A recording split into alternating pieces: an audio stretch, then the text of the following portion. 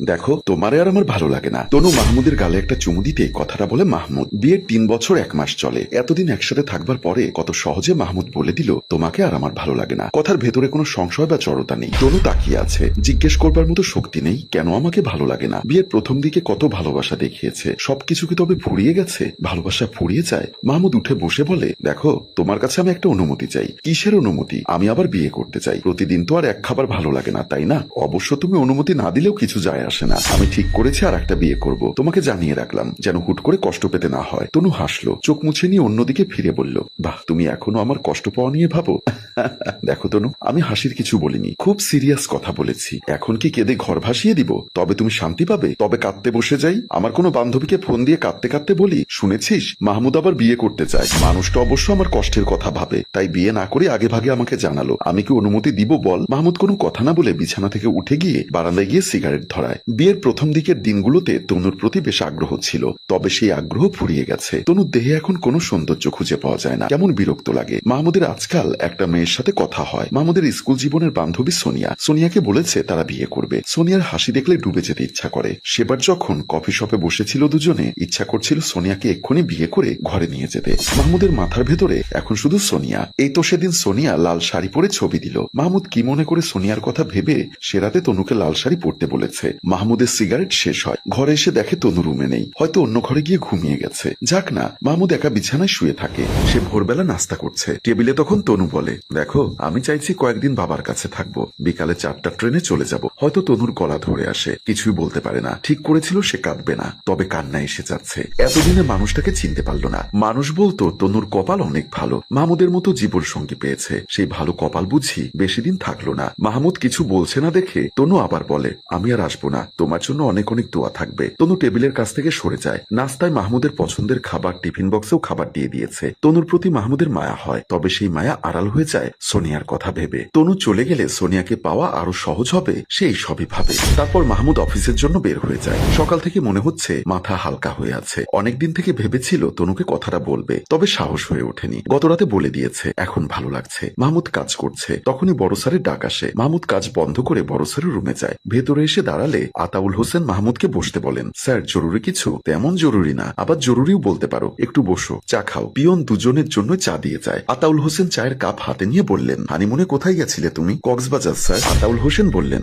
দেখো মাহমুদ, আজকে আমাদের বিয়ে 30 বছর হবে। প্রতিবার অবশ্য ফুল কেক এসব দিয়ে কাজ চালিয়েছি। এবার চাই তাকে বিশেষ কিছু দিতে। কি দেওয়া যায় বলো তো? একটা ধারণা দাও। মাহমুদ শুনেই বলে, শুভ হোক আপনার বিবাহ বার্ষিকী স্যার। আতাউল হোসেন বলল, শুভ নেই, গতরাতে তার সাথে একটু ঝগড়া হয়েছে। অতি সাধারণ বিষয়ে ঝগড়া। অবশ্য আমি ইচ্ছা করেই ঝগড়া করেছি। সে হয়তো ভেবে বসে আছে আমি ভুলে গেছি আজকের দিনের কথা, কিংবা ঝগড়া করে তাকে কোনো সারপ্রাইজ দিব না। যখনই দেখবে তার জন্য আমার মনের ভেতর অনুভূতি বদলায়নি, তখন খুশি হবে। শোনো মাহমুদ, সংসারে শান্তি মানে জীবন সুন্দর। অবশ্য আমার স্ত্রী অতটা সুন্দর না, যাকে সবাই দেখে চমকে যায় তেমন সুন্দর না, তবে আমার চোখে সে পৃথিবীর সবচেয়ে সুন্দরতম নারী। দেখো, বিয়ে 30 বছর পরেও আমি তার জন্য 21 বছর বয়সী প্রেমিক হয়ে যাই। দুজনে আসলে জীবন, সংসার, ভালোবাসা সবকিছু উপভোগ করছি। মাহমুদ কি যেন ভেবে বলল, স্যার একটা কথা বলবো, যদি কিছু মনে না করেন। নিশ্চয়ই বলো। দীর্ঘদিন একইভাবে তার প্রতি অনুভূতি জমিয়ে রেখেছেন কিভাবে? কখনো কি মনে হয়নি ম্যাডামকে আপনার ভালো লাগছে না, কিংবা তাকে ছাড়া নতুন কারো সঙ্গ পেতে? আতাউল হোসেন হেসে বলেন, দেখো মাহমুদ, আমার একটা ঘর আছে, যে ঘরে ভালোবাসার মানুষ আছে।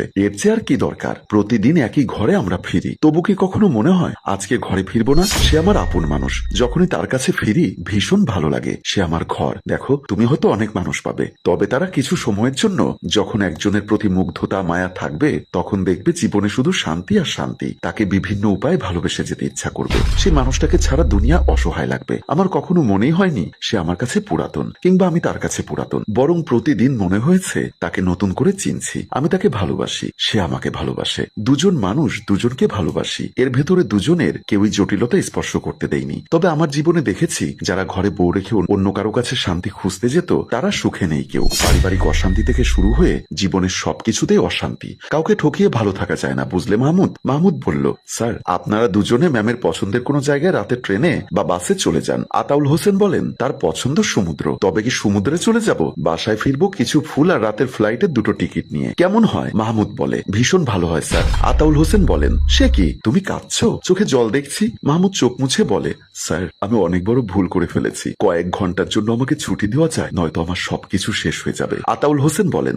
হ্যাঁ আজকে ব্রেক নাও, তবে কোথাও যাবে? সবকিছু বলবো স্যার, তবে এখন দেরি করলে একটা ট্রেন আমার ঘর, আমার সব শান্তি নিয়ে যাবে আমার জীবন থেকে। আমি যাচ্ছি এখন। মাহমুদ ছুটতে থাকে, হাতের ঘড়ির দিকে তাকায়। ট্রেনের আর 20 মিনিট বাকি আছে। স্টেশনে চলে আসে সরাসরি। তনুর ফোনে কল দিচ্ছে, রিং হচ্ছে। তারপর হাঁটতে হাঁটতে দেখে তনু দাঁড়িয়ে আছে স্টেশনে, পাশে একটা সুটকেস। মাহমুদ ছুটে গিয়ে চুপচাপ তনুর পাশে দাঁড়ায়। তনুকে আজকে অন্যরকম লাগছে, মনে হচ্ছে সেই প্রথমবারের দেখার মতো। মাহমুদ কোনো কথা বলতে পারে না। তনু অন্যদিকে মুখ ফিরিয়ে তাকিয়ে আছে, চোখ ভর্তি পানি। মাহমুদ তনুর হাত ধরে। ট্রেন এসে যায়। তনু মাহমুদের দিকে তাকিয়ে বলে, যেতে হবে, আমার হাত ছাড়ো। মাহমুদ হাত ছাড়ে না, আরো শক্ত করে ধরে থাকে। না, ছাড়বো না। তুমি আমার জীবনের সব সুখ শান্তি। আজ তুমি চলে গেলে আমার জীবন থেকে সব শান্তি চলে যাবে। আমি বুঝতে পেরেছি, তবে একটু দেরি হয়ে গেছে তরু। আমি আমার ভুল বুঝতে পেরেছি। ট্রেন চলে যাবে, ছাড়ো। প্রচন্ড অভিমানে বলে তনু। তনু মাহমুদ দুজনে একইভাবে দাঁড়িয়ে থাকে। মাহমুদ তনুর সুটকেসের পাশে নিচু হয়ে বলে, তুমি আমাকে ছেড়ে যেও না। এই ছোট্ট জীবন তোমার সাথে কাটিয়ে দিতে চাই। আমি ভুলের ভেতরে ছিলাম, সব ভুল ভেঙে গেছে। তনু কাঁদতে কাঁদতে বলে,